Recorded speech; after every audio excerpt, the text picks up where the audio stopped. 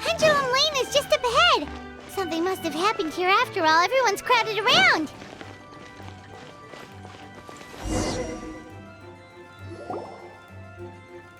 Oh my god, this is terrible! I don't understand. The three great clans of Constellation Metropole have finally made peace with each other. Who could have done this? What happened? Oh no, someone's lying on the ground. Cappy! How did this happen? Cappy, you idiot! Wake up! You need to revise your last words or everyone's gonna start suspecting me! Last words? What did he say? If I wind up dead one day, the murderer was Boberano.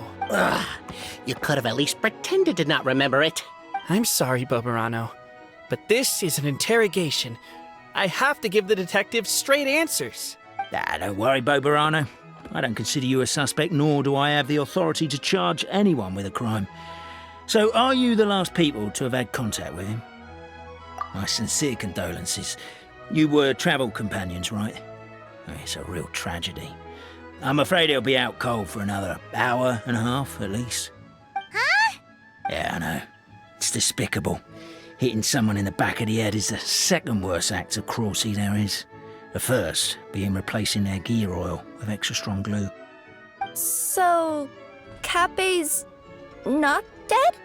His gears, metal frame and shell are all still in excellent condition.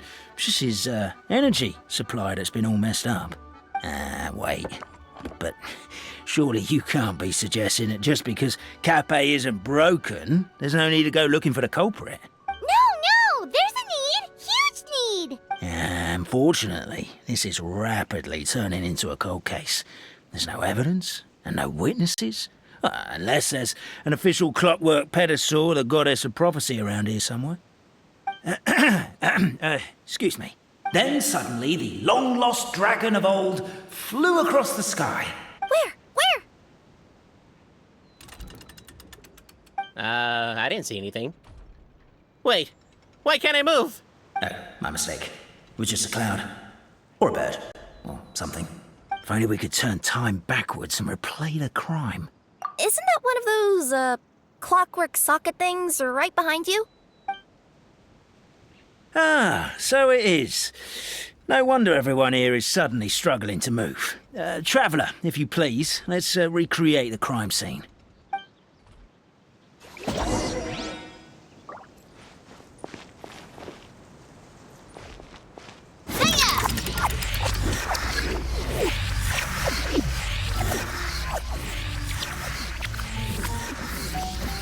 crime scene's too chaotic. I can't make heads or tails of it.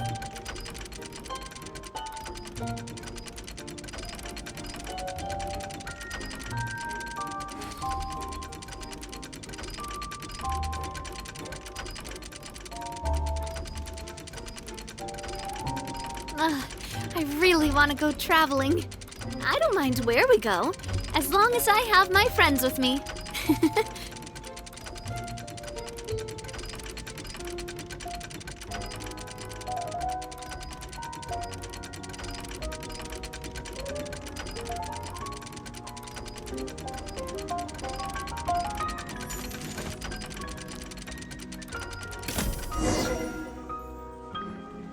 Well, that clears it up. Cappy was walking along the street, and he suddenly collapsed. He was faking it. What? So case closed? Aren't you supposed to investigate a little more first? Well, we literally replayed the crime scene and saw it with our own eyes. There's no need for any evidence gathering or powers of deduction now. And besides, maybe the truth is inherently strange by now. Like how Constellation Metropole has 3 histories, each of which is the truth. But didn't you say Cappy was struck in the back of the head and knocked unconscious? For all I know, he could have bashed his head against a toilet bowl before leaving the house, then walked here in a daze before finally passing out. As for why he might have done that, my guess is... With the Supreme Clan question left unanswered and the tension in Constellation Metropole suddenly wiped away, He was looking to create a new source of conflict. Only then would the city feel alive again. Do we really think he's capable of that, though? Sounds like a pretty complicated conspiracy for the average Simulanka resident. Traveler, something about the crime scene isn't sitting right with me. It just seems unnatural. Also, anything outside of the immediate area won't have appeared in the replay. Is it possible that something was missing from the scene? Why don't we search the area? Wait, what are you doing? Oh, we're gonna head to Katbei's house to check the toilet bowl for signs of an impact.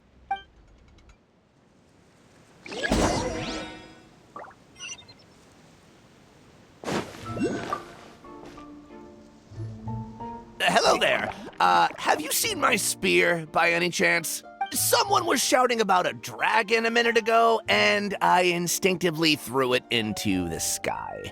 Yeah.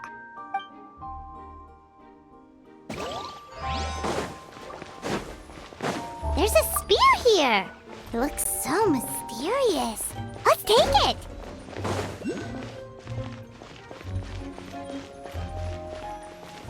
A pickaxe?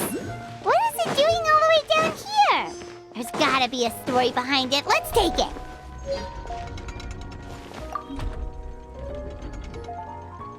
You're not from these parts, are you? Just visiting? Yep, that's right. Why? What's up?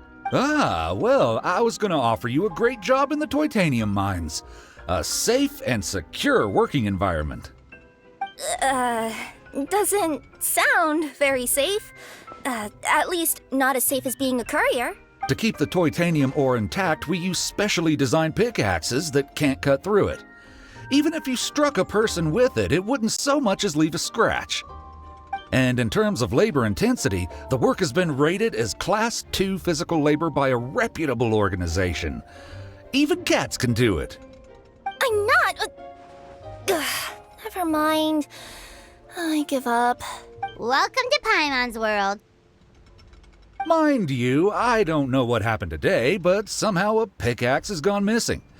Maybe one of the giant guards broke it down, so someone took it to perform a rapid resuscitation procedure. Sounds pretty brutal for a first aid technique. Still, a missing pickaxe. Huh. Is it just me, Traveler, or does it seem kinda suspicious?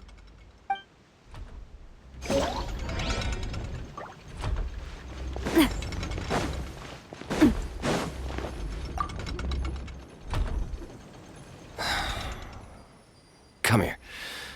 Whatever it is you were looking to buy, please do come back tomorrow. It's just, I have to close early today. A bottle of growth serum has gone missing. If someone's stolen it with the intention of harming others, the consequences could be disastrous. There's a whole investigation into it, so I gotta close the shop while I do an inventory count. If it turns out I'm wrong and I miscounted, I could be charged with filing a false report and disturbing the peace.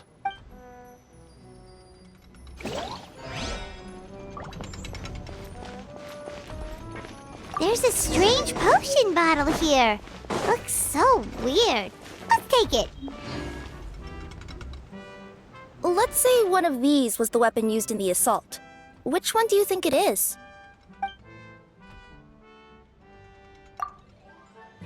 If it was the pickaxe, Cappe sure is lucky it's not still lodged in his head. Actually, you're wrong there, Paimon.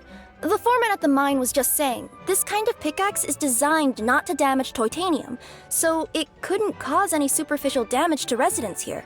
But you could probably knock someone out if you hit them hard enough, and it wouldn't leave a scratch. Let's take this back to the crime scene and replay it one more time. Ah, you're back. How was the toilet at Cappe's house? Toilet? What about it? Oh, yeah, forget that. What's this about? What are you trying to say? We thought the way Cappe fell looked odd, so we searched the area for suspicious items and found this. It could have been deliberately placed out of range of the crime scene so it wouldn't show up when we replayed it. Now we've retrieved it, we were gonna replay it again. You don't mind, do you? Oh, I just remembered I forgot to turn off the clockwork switch in my kitchen.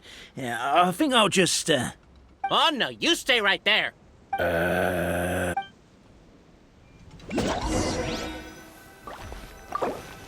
We should be good now.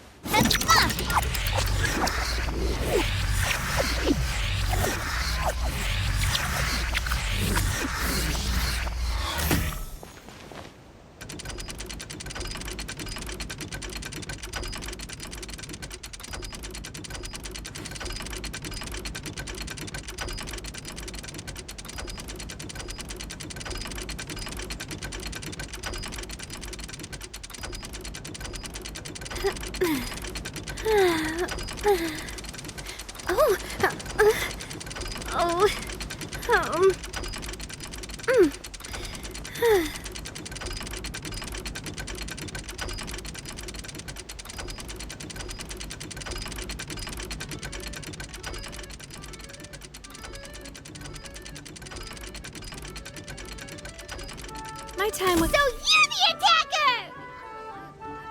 is worse than not carrying one at all. So, it was you!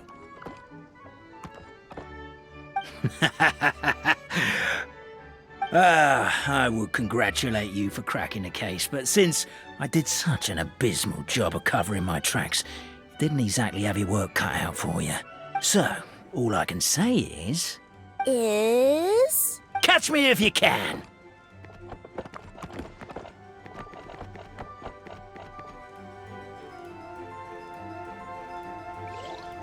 We have a runner! That's it! Let me at him! The would-be Marquis of Carabas dispatched the Necromancer brute who ran off in pursuit of the poor little minion.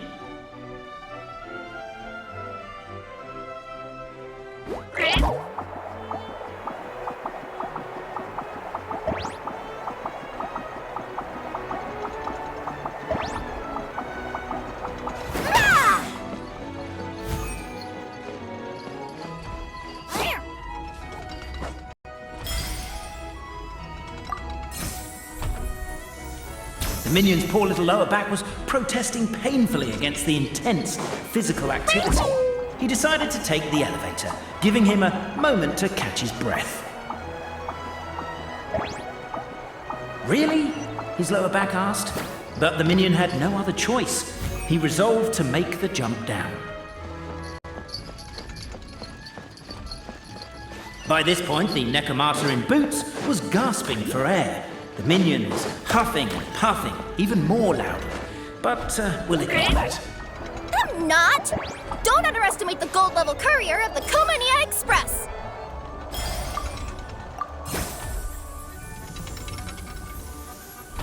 A characteristically catty response from the Necromancer. Tell me, what do you hope to gain from bullying me?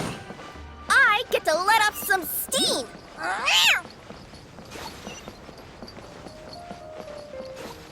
Ha-ha! You fell into my trap!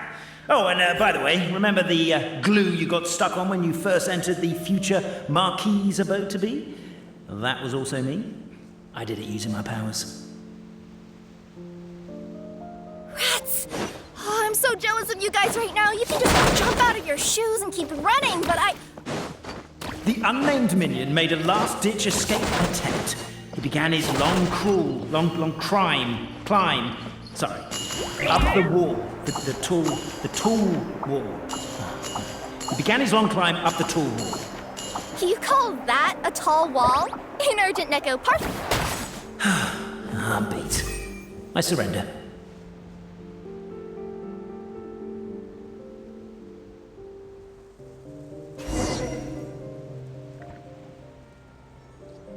You've got nowhere left to run. All right. I confess. That was fast. Getting caught by you here was a backup plan. I don't know if what I've done will make things better or not. Time to come clean. I am the narrator, the one who's been guiding you all this time. You're overdoing it a little bit there. Anyway, I only did what I did because... Why are you suddenly spilling the beans? I poured my heart and soul into all this. I was worried you wouldn't ask.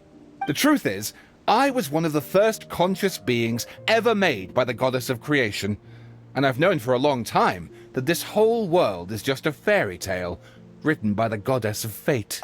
I know they say that fairy tales are just made up for kids to read, but I refuse to believe that fairy tales are just fictional stories and nothing more. The reason why Constellation Metropole has 3 origin stories is that the goddess of fate wrote 3 drafts and couldn't decide which one she liked best. Then her cat trod all over them, and they all got crumpled together, so the 3 worlds just sort of folded into one. The goddess of fate was torn between them anyway, since she couldn't decide which ending was best for the dragon or the kids. So when she saw what the cat had done, she simply decided to go with all 3. Who'd have thought? But what does any of this have to do with what you did? You're not a fictional character, so you couldn't hope to understand my sorrow.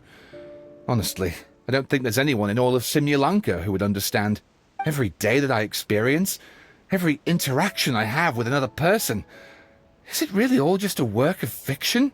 The only reason the 3 great clans wanted to find out the truth was for the pointless task of electing the supreme clan.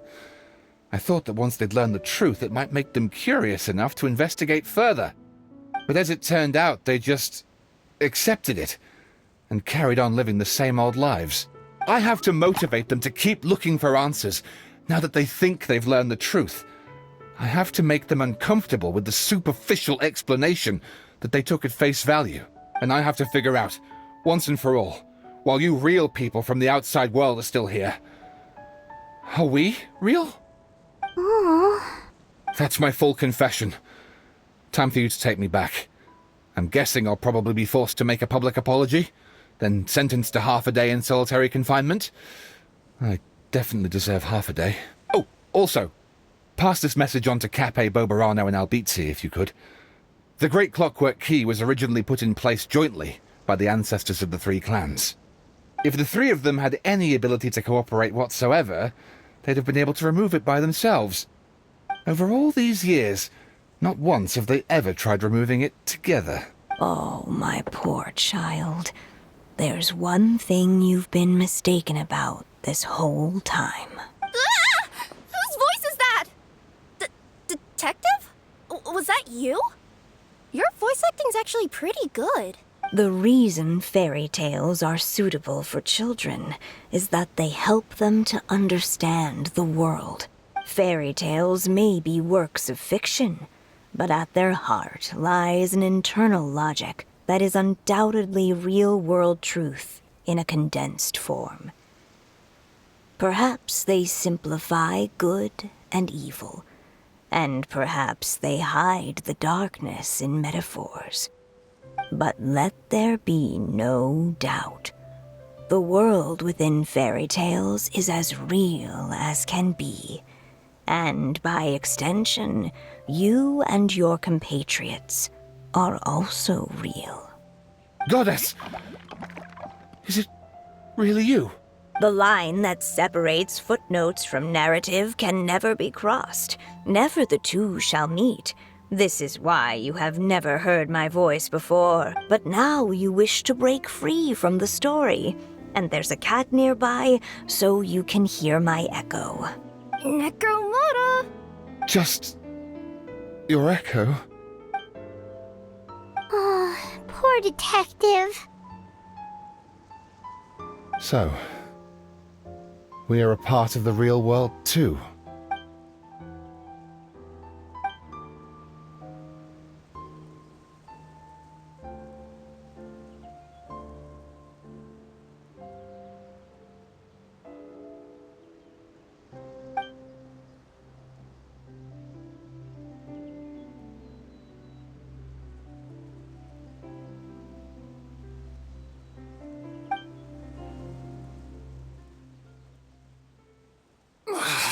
My head's spinning. Albizzi just gave me a quick rundown of the situation. So you caught the detective? Sorta. We chased him until he surrendered.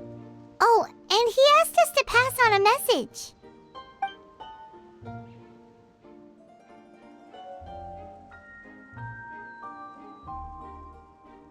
Does he really think we didn't try that? 'Cause we did! After 6 months in that place!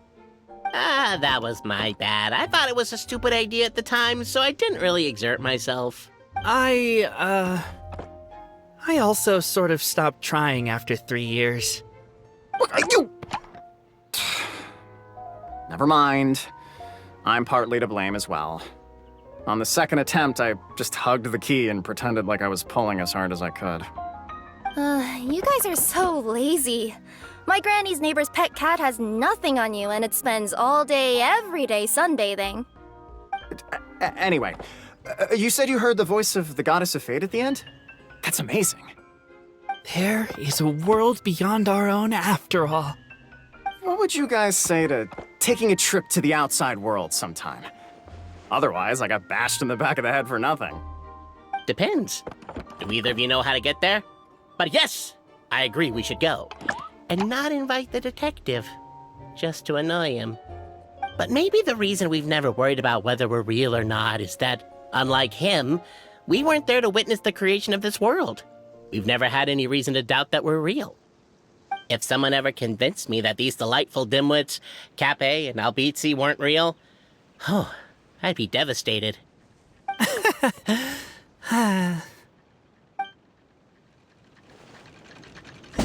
has come to slay the dragon. How are you feeling? Nervous? Paimon's curious to see what this end of the world place is like.